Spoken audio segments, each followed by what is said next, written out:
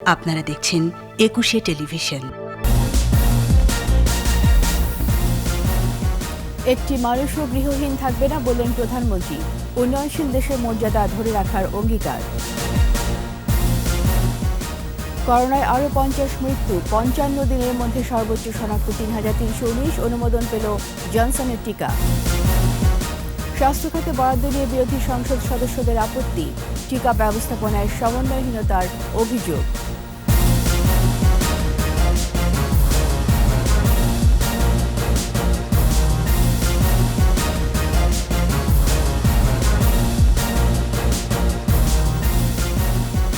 ছিলেন first security ইসলামী bank limited. সংবাদ শিরোনাম। আমন্ত্রণ রাতের 21 সংবাদে। আপনাদের সাথে আছি আমি রীতা চৌধুরী। দর্শক, 21 টেলিভিশনের সংবাদ একই সাথে সরাসরি দেখতে পাবেন আমাদের ফেসবুক পেজ www.facebook.com/2124 অনলাইনে। প্রধানমন্ত্রী শেখ হাসিনা বলেছেন, বাংলাদেশে একটি মানুষও গৃহহীন থাকবে না, দূর হবে দারিদ্র্য। গণভবনে এসএসএফ-এর 25তম প্রতিষ্ঠাবার্ষিকী অনুষ্ঠানে ভার্চুয়ালি যুক্ত হয়ে কথা বলেন প্রধানমন্ত্রী। এ সময় উন্নয়নশীল দেশের মর্যাদা ধরে রাখতে দৃঢ় অঙ্গীকারের কথা জানান প্রধানমন্ত্রী শেখ হাসিনা। প্রণব চক্রবর্তী রিপোর্ট। 1986 সালে প্রতিষ্ঠার পর থেকেই দেশের রাষ্ট্র ও সরকার প্রধানের নিরাপত্তায় সদা সজাগ স্পেশাল সিকিউরিটি ফোর্স এসএসএফ। অন্য দেশের রাষ্ট্রপ্রধান বা সরকার ঘোষিত গুরুত্বপূর্ণ বিশেষ ব্যক্তিরা দেশে এলে দক্ষতার সাথে তাদের নিরাপত্তায় নিয়োজিত থাকে এসএসএফ। এ বাহিনীর 35তম প্রতিষ্ঠাবার্ষিকীর অনুষ্ঠানে গণভবন থেকে ভার্চুয়ালি যুক্ত হন প্রধানমন্ত্রী শেখ হাসিনা। সফলতার পিছনেও আমাদের এসএসএফ-এর অনেক অবদান রয়েছে। কর্তব্য পালনে তাদের সততা, দক্ষতা ও সর্বোচ্চ পেশাদারিত্বের প্রশংসা করেন প্রধানমন্ত্রী শেখ হাসিনা। 7 মার্চ থেকে 26 মার্চ পর্যন্ত ব্যাপক কর্মসূচি নিই এবং সেখানে আমরা কয়েকজন রাষ্ট্রপ্রধান, সরকার প্রধানকে আমন্ত্রণ জানাই এবং এই সময়টা একদিকে করোনা ভাইরাস, সেই স্বাস্থ্যবিধি মানা, অপরদিকে এই যে আমন্ত্রিত অতিথি এবং তাদের সফরসঙ্গী, তাদের নিরাপত্তা দেওয়া, এটা কঠিন দায়িত্ব। এসএসএফ অত্যন্ত দক্ষতার সাথে আমাদের আমন্ত্রিত অতিথিদের নিরাপত্তা নিশ্চিত করেছেন। সব বাধা পেরিয়ে বাংলাদেশ এখন উন্নয়নশীল দেশ। এ অগ্রযাত্রা ধরে রাখতে সবাইকে নিরলস কাজ করে যাবার আহ্বান জানান সরকার প্রধান। উন্নয়নশীলের মর্যাদা আমরা পেয়েছি, সেটাও আমাদের ধরে রাখা এবং এগিয়ে যাওয়া, এবং সেটা আমরা এগিয়ে যাচ্ছি। আজকে দারিদ্র্যের হার হ্রাস করা, এটা আমাদের একটা লক্ষ্য, যে বাংলাদেশে একটি মানুষ গৃহহারা থাকবে না। অনুষ্ঠানে জাতির পিতার জন্মশতবার্ষিকী উদযাপনে প্রধানমন্ত্রীর হাতে 100টি গৃহহীন পরিবারের ঘর তৈরির জন্য 2 কোটি টাকার একটি ব্যাংক ড্রাফট তুলে দেন এসএসএফ-এর মহাপরিচালক। প্রণব চক্রবর্তী, 21 টেলিভিশন, ঢাকা। কোভিড-19-এ 24 ঘন্টায় 50 জনের মৃত্যু হয়েছে। রাজশাহী ও খুলনা বিভাগে সবচেয়ে বেশি মৃত্যু।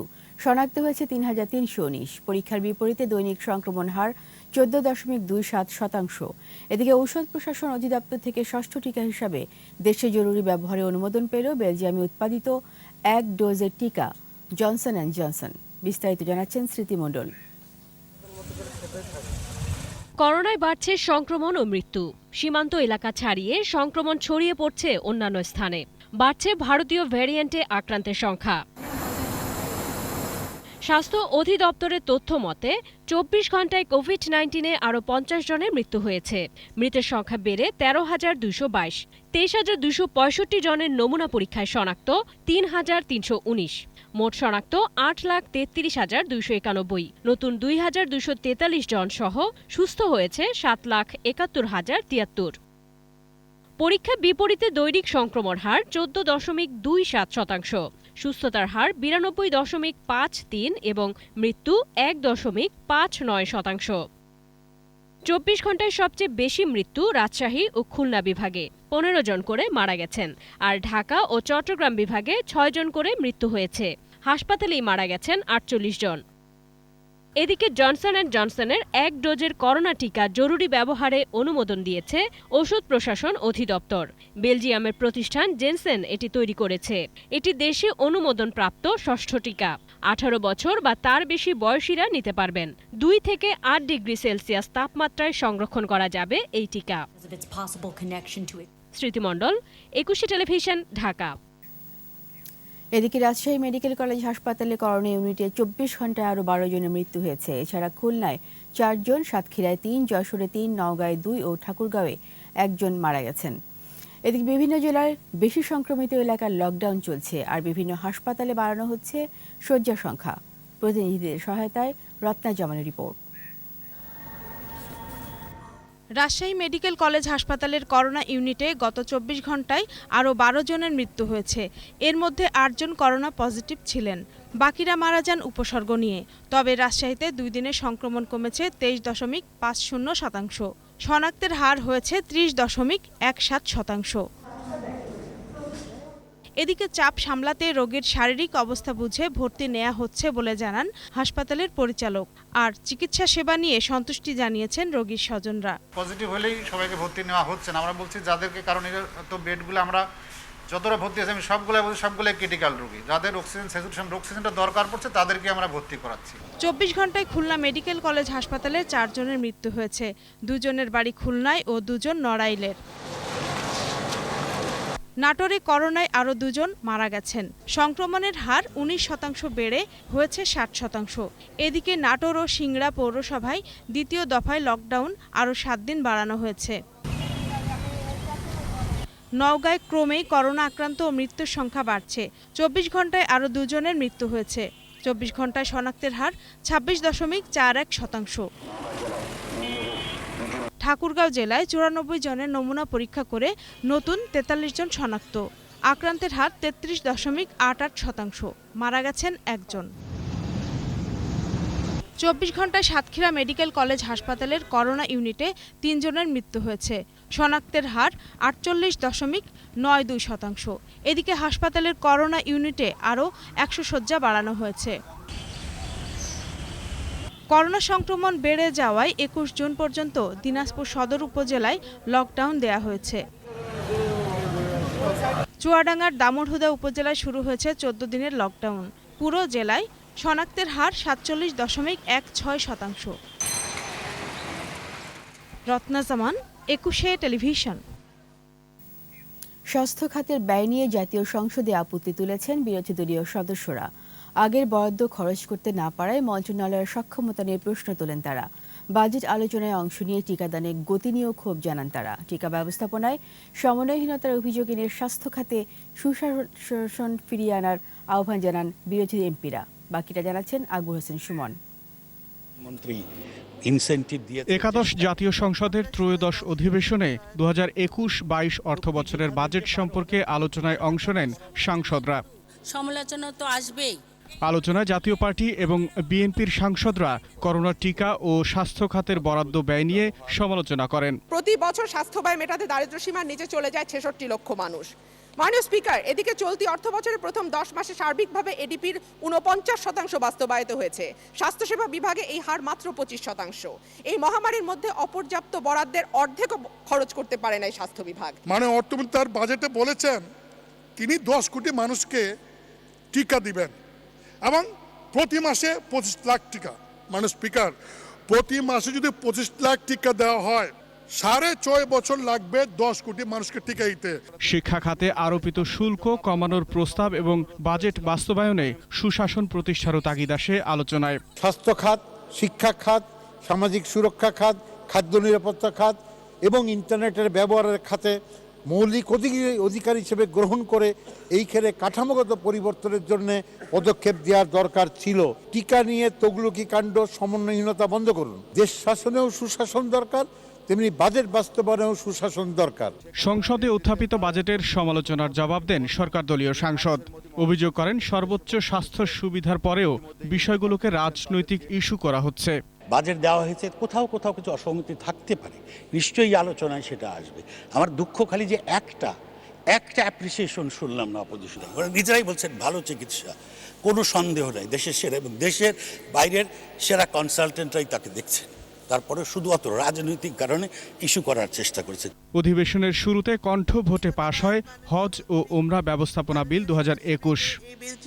আকবর হোসেন সুমন, একুশে টেলিভিশন, ঢাকা। নিচ্ছি প্রিমিয়ার ব্যাংক লিমিটেড সংবাদ বিরতি। যখন ফিরছি তখন অন্যান্য খবরের সঙ্গে আরও থাকবে। খালেদা জিয়ার 5 জন্মদিন নিয়ে প্রশ্ন আওয়ামী লীগের, মিথ্যাচার থেকে সরে আসার আহ্বান।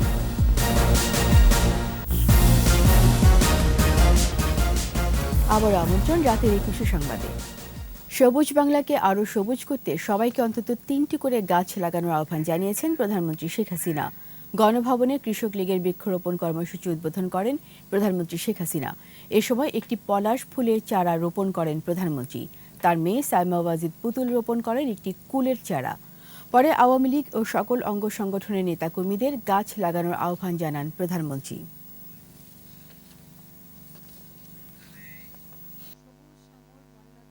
পয়লা আষাঢ় আমাদের দল, বাংলাদেশ আওয়ামী লীগ এবং সহযোগী সংগঠন আমরা এই বৃক্ষরোপণ করি, এবং যেটা সবসময় উদ্যোগ নেয় বাংলাদেশ কৃষক লীগ। কৃষক লীগকে আন্তরিক ধন্যবাদ, এবং আমি আশা করি এবারেও আরও ব্যাপকভাবে বৃক্ষরোপণ হবে। আমাদের সবুজ শ্যামল বাংলাদেশ আরও সবুজ হোক, আরও সুন্দর হোক। মুজিব আদর্শে যারা বিশ্বাস করেন প্রত্যেকে অন্তত সবাইকে 3টে করে গাছ লাগানোর জন্য, একটা হচ্ছে বনজ, একটা ফলজ, একটা ভেষজ, সব প্রত্যেকে অন্তত এই গাছটা লাগাবেন। 15ই আগস্ট খালেদা জিয়ার জন্মদিন কিনা বিএনপির কাছে তার প্রমাণ চেয়েছেন আওয়ামী লীগ সাধারণ সম্পাদক ওবায়দুল কাদের। খালেদা জিয়ার 5টি জন্মদিন নিয়ে প্রশ্ন তোলেন তিনি। এক অনুষ্ঠানে ওবায়দুল কাদের বলেন, জাতীয় শোক দিবসে ভুয়া জন্মদিন পালন করে রাজনীতিতে প্রতিহিংসার সৃষ্টি করেছে বিএনপি। রিয়াজ সুমন রিপোর্ট। রাজধানীর বঙ্গবন্ধু অ্যাভিনিউয়ে কেন্দ্রীয় কার্যালয়ে ঢাকা মহানগর দক্ষিণ আওয়ামী লীগের সদস্য পদ বিতরণ ও নবায়ন অনুষ্ঠান। দলের কেন্দ্রীয় নেতাদের সাথে অনুষ্ঠানে ভার্চুয়ালি যোগ দেন সাধারণ সম্পাদক ওবায়দুল কাদের। এ সময় তিনি বলেন, আওয়ামী লীগে কোনো সন্ত্রাস, চাঁদাবাজ ও বিতর্কিতদের ঠাঁই নেই। তাই দলে কোনো বিতর্কিত লোকদের সদস্য পদ না দেওয়ার নির্দেশ দেন ওবায়দুল কাদের। বিতর্কিত ব্যক্তি আগে হোক পরে হোক, তাদের আওয়ামী লীগে থাকার কোনো অধিকার নেই। 15 আগস্ট খালেদা জিয়ার প্রকৃত জন্মদিন কিনা বিএনপির কাছে তার প্রমাণ চান ওবায়দুল কাদের। বলেন, এদিন জন্মদিন পালনই প্রমাণ করে বঙ্গবন্ধুর হত্যার সাথে বিএনপির প্রতিষ্ঠাতা জড়িত। মির্জা ফখরুল সাহেব, দয়া করে বলুন 5টি জন্মদিবস কেন? 2টি যুক্তি মেনে নিলাম, 5টি কেন এবং 15ই আগস্ট কেন? আপনাকে প্রমাণ করতে হবে 15ই আগস্ট বেগম জিয়ার জন্মদিবস। একই অনুষ্ঠানে কৃষিমন্ত্রী বলেন, সরকারের উন্নয়ন বিএনপির চোখে পড়ে না। মিথ্যা সমালোচনা করতেই দলটি ব্যস্ত সময় পার করছে বলেও মন্তব্য করেন তিনি। এখন ওই জামাত বিএনপি সুপরিকল্পিতভাবে স্বাধীনতার ইতিহাস শুধু বিকৃত করে না, তারা বাংলাদেশকে পাকিস্তানের একটি অঙ্গরাষ্ট্র কিংবা পাকিস্তানের একটি কনফেডারেশন করার জন্য নানান ষড়যন্ত্রে লিপ্ত। এদিকে রাজধানীর সোহরাওয়ার্দী উদ্যানে আওয়ামী লীগের বন ও পরিবেশ উপকমিটির আয়োজনে বৃক্ষরোপণ কর্মসূচির উদ্বোধন করেন তথ্য ও সম্প্রচার মন্ত্রী। পরে সাংবাদিকদের এক প্রশ্নের জবাবে তিনি বলেন, জনগণই আওয়ামী লীগের শক্তি। শেখ হাসিনার সরকার জনগণের শক্তিতে বলীয়ান একটি সরকার। সেই কারণে জনগণ পরপর 3বার রায় দিয়ে বঙ্গবন্ধু কন্যা জননেত্রী শেখ হাসিনাকে রাষ্ট্র পরিচালনার দায়িত্ব দিয়েছে। এ সময় ফলজ, বনজ ও ঔষধি প্রজাতির 3টি গাছ লাগাতে দেশবাসীর প্রতি আহ্বান জানান ডক্টর হাসান মাহমুদ। একটি বনজ, একটি ফলজ। রিয়াজ সুমন, 21 টেলিভিশন, ঢাকা। ধর্ষণ ও হত্যা চেষ্টার অভিযোগে চিত্রনায়িকা পরিমণির মামলায় গ্রেপ্তার ব্যবসায়ী নাসির উদ্দিন মাহমুদ ও তুহিন সিদ্দিকী অমিকে 7 দিনের রিমান্ডে নেওয়া হয়েছে।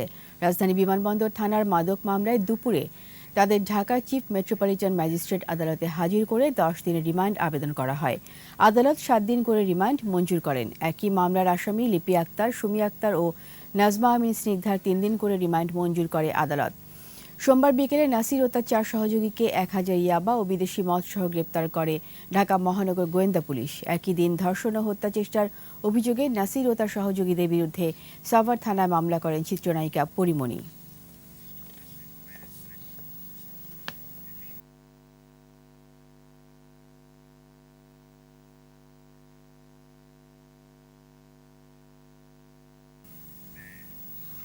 কিশোর গ্যাং রক কিং গ্রুপের 5 সদস্যকে গ্রেপ্তার করেছে র্যাব। রাজধানীর শনির আকড়া এলাকা থেকে তাদেরকে আটক করা হয়। জব্দ করা হয় মদ, ইয়াবা, গাঁজা এবং ধারালো অস্ত্র। দীপু শিকদারের রিপোর্ট। রাজধানীর হানিফ ফ্লাইওভারে বেপরোয়া গতিতে চলছে একাধিক মোটর বাইক। এই চিত্র 16 জুনের। তরই কয়েক তরুণ একটি প্রাইভেট কার থামিয়ে হুমকি আর অকথ্য গালিগালাজ। সেই ভিডিও ভাইরাল ইউটিউবে।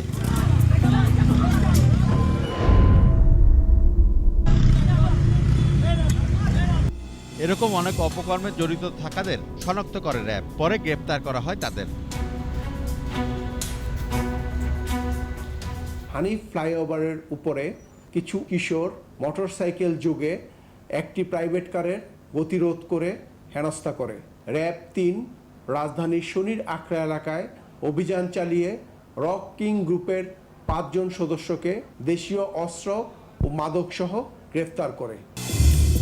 তাদের বিরুদ্ধে রয়েছে মারধর, ছিনতাই, মাদক সেবন আর বিক্রির অভিযোগ। তদন্তে দেখতে পায় উক্ত ঘটনাটি রক কিং গ্রুপ, যারা শনির আখড়া এলাকায় আধিপত্য বিস্তার করে আসছিল, তারা সংগঠিত করেছে। টিকটক লাইকির মতো ডিজিটাল মাধ্যমেও সরব ছিল তারা। দীপু শিকদার, 21 টেলিভিশন, ঢাকা। এটি প্রিমিয়ার ব্যাংক লিমিটেড সংবাদ বিরতি। যখন ফিরছি তখন অন্যান্য খবরের সঙ্গে আরও থাকবে। চীন বৈশ্বিক নিরাপত্তার জন্য হুমকি, বলছে ন্যাটো। রাশিয়ার বিরুদ্ধে সাইবার হামলার অভিযোগ। বাংলাদেশ দাবা ফেডারেশনের আয়োজনে ওয়ালটন গ্রুপের পৃষ্ঠপোষকতা শুরু হলো আন্তর্জাতিক রেটিং দাবা প্রতিযোগিতা। উদ্বোধন করেন পৃষ্ঠপোষক প্রতিষ্ঠানের নির্বাহী পরিচালক ইকবাল বিন আনোয়ার। বিশেষ অতিথি ছিলেন বাংলাদেশ দাবা ফেডারেশনের সহসভাপতি KM শহীদুল্লাহ ও সাধারণ সম্পাদক Syed Shahabuddin Shamim. 9 round Swiss league পদ্ধতিতে প্রতিযোগিতার গ্র্যান্ডমাস্টার জিয়াউর রহমান, আন্তর্জাতিক মাস্টার মোহাম্মদ ফাহাদ, মিনহাজউদ্দিন ও রানী হামিদ সহ প্রায় 120 জন দাবাড়ু ইভেন্টে অংশ নিচ্ছে।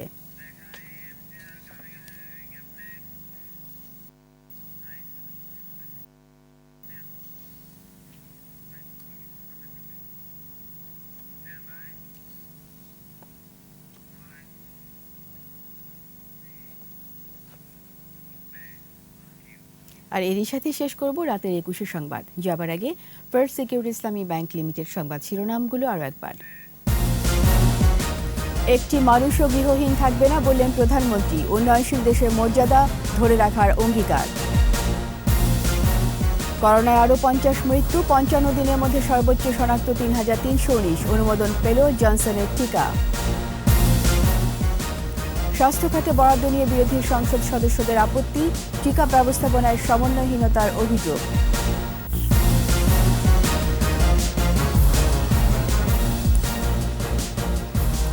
সবশেষ খবর জানতে ডায়াল করুন 2024 নম্বর আর ভিজিট করুন ekushe-tv.com ওয়েবসাইটে। এছাড়া ফেসবুকে লগ ইন করতে পারেন facebook.com/ekushe24 অনলাইনে।